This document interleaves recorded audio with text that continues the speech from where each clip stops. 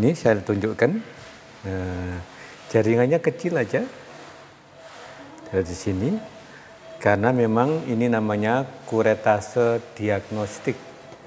Jadi pada pasien ini keluhannya adalah haidnya berlebihan. Jadi berlebihan jumlahnya sampai berkumpal-kumpal, sehari lebih dari 5 pembalut yang lebar itu.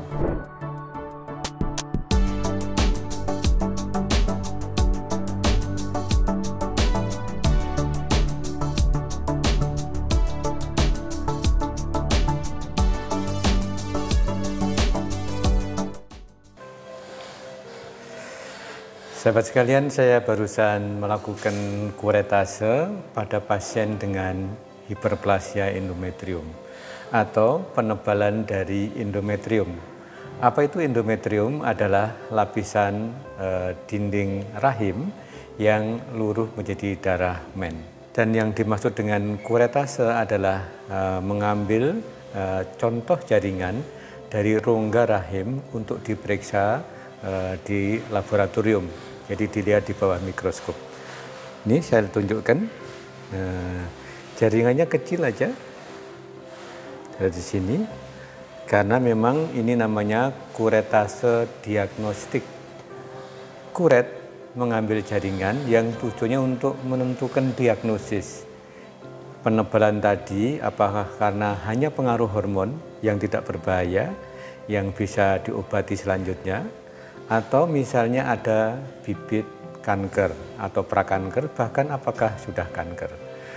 Ini saya sudah sudah tidak steril. Saya tunjukkan contoh gambarnya, biar nanti bisa gampang dipahami. Ini kita lihat, ini adalah gambar dari organ kewanitaan. Ini vagina. Kemudian ini rahim, ini indung telur kanan kiri. Nah, yang menebal adalah di bagian dalam ini. Sehingga kita lakukan kuretase. Kita lihat gambar yang kedua, ini adalah gambar secara sonografi atau USG, di mana ini adalah dinding rahimnya, sedangkan yang tengah ini adalah endometrium, yang biasanya luruh menjadi darah men. Jadi pada pasien ini keluhannya adalah haidnya berlebihan. Jadi berlebihan jumlahnya sampai berkumpal-kumpal, sehari lebih dari 5 pembalut yang lebar itu, yang pembalut yang panjang. Kemudian ini adalah saya tunjukkan gambar apa itu kuretase.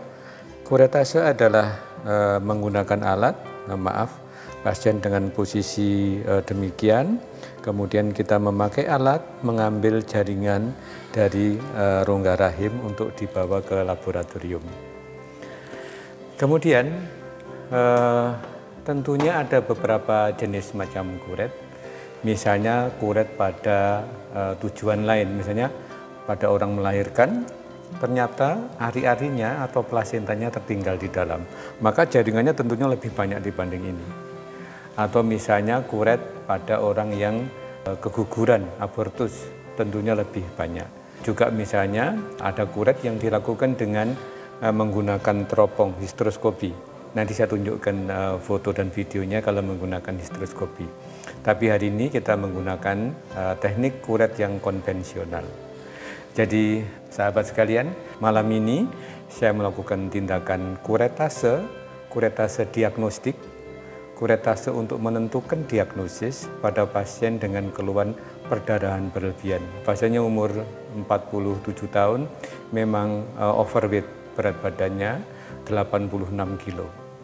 Dan kita lihat dengan sonografi ada penebalan endometriumnya, sehingga kita lakukan kuretase.